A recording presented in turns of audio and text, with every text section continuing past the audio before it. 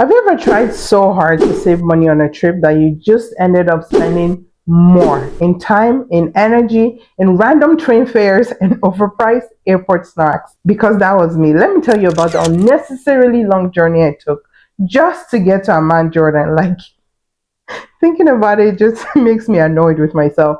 It involved three countries, a train across London, a layover in Cyprus, and the kind of sleep deprivation that makes you question your life choices because honestly, that's what I was doing the whole time there. So, tell me why I thought this was a good idea. I'm literally doing an Israelite journey right now. It's wild. And all because I thought I was beating the system. Spoiler alert, the system dealt mercilessly with me. Like, the system showed me Shege Premium Pro Max. Anyways, here's a backstory. So, when I travel, especially on multi country trips, I've got this little hack that I use to save money. So, instead of booking a round trip to my final destination, I break the flight into two, usually for long flights like to Asia and the Middle East. So I'll break it into two, one from Toronto to Europe, somewhere in Europe, and then another from the European country to wherever it is that I'm going. That typically has worked in the past. It saved me hundreds of dollars, especially if I'm doing a multi-city trips. Like hundreds, 300, 400, 500. So for this trip, I booked a non-refundable return ticket from Toronto to London first. It was an excellent deal, I think about $700 Canadian. The only problem though, I didn't know that London to Amman direct flights are apparently rare, or if you find them, they're expensive, even more expensive than my Toronto to London flight that I booked. That's when I knew that I had a challenge on my hands. So the race was to find a ticket that was cheap enough from London to Amman and back. After many, many hours, I'm talking like maybe about 50 plus hours on Google Flights, on Skyscanner, I finally found this best option. Are you ready for this route? It was Toronto to London Gatwick, 7 hours overnight. Then a 2 hour train ride with one transfer in between from Gatwick to Stansted Airport. And then that was like, I think I had a 7 hour layover. So that was about two and a half hours.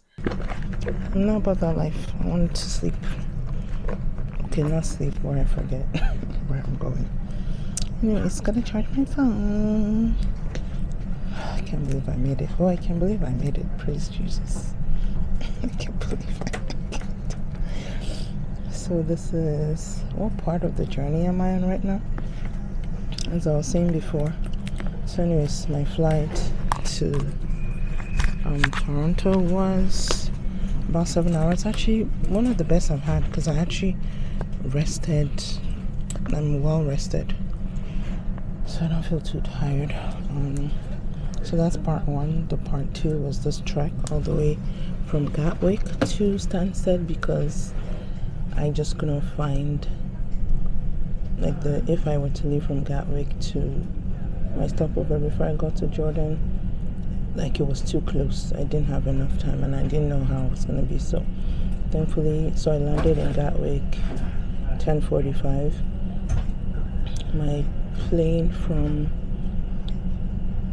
so my other option was to Stansted, but that's the thing, Stansted is on the other side of town than Gatwick. So it's like two transfer, three different trains, about 2 hours journey between Gatwick and Stansted. You can take the direct bus, but that takes about 4 hours. I'm not trying to risk that. So the idea is that I should get to Stansted by, what time is it right now? I should get to Stansted by 2 o'clock. Then I'll still have 4.5 hours to spare. I would just rather get there way early than just in case anything happens on the bus. Because it can go through like obviously it's going to be on the road. So apparently there's a lot of traffic. Anyways, so now it's going to be from Stansted to Cyprus. Which is about 4 hours. When I get to Cyprus, it's a 5-hour layover.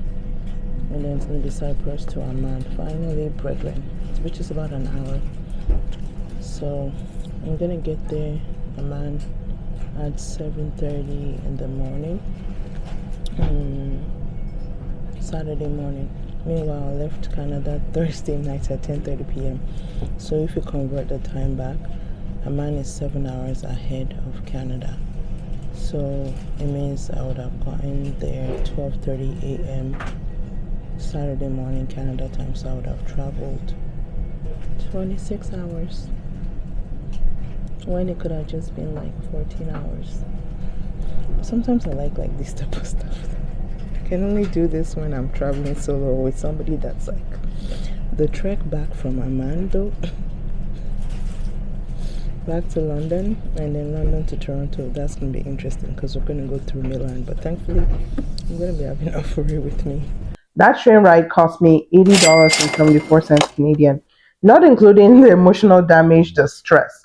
From Stansted, I caught a 4-hour flight to Paphos, Cyprus. Now, I got to Cyprus like about, I think, midnight. I was desperate. So it was like a 5-hour overnight layover in Paphos Airport, which is basically a glorified bus station with duty free. I hopped on a 1-hour flight to Amman the next morning, I think about 7:30 in the morning. So you better believe by the time I arrived in Jordan, it was 7:08 a.m. On April 12th, I left April 10, Toronto at 10:35 p.m. I think that's about 26 hours or so of traveling, something that should have taken me maybe 12 hours. So, how much did I really save? Let's just break it down together. So, the train from Gatwick to Stansted, like I mentioned, it was $80.74. Airport food, because I was in the airport like almost 2 days or a day and a half, and none of it was even good to be honest. It was about 37 Canadian dollars. The extra time compared to just flying, the direct or whatever flight, I think 12, 13 hours. And that's not even counting the time I spent planning all of this madness. Like I mentioned, about 50 plus hours. All of that just to get to a man. Extremely tired. Listen, sometimes the hacks don't hack the way you want them to. I really thought I was saving money, and guess what? I did in theory. But in reality, I paid for it in time and stress, overpriced sandwiches. But honestly, would I still do it again? I would travel again for all the views I saw in Amman and the memories that came after, but not this route. Not this route. Next time though, I'll check the connecting flight first and maybe not book the non-refundable ticket so fast because I couldn't like email them to like get a refund. I just had to make it work. So, anyways, thanks for watching, guys. If you've ever done something crazier than this, or crazy or wild, just to save money on travel, I would like to hear your stories in the comment section.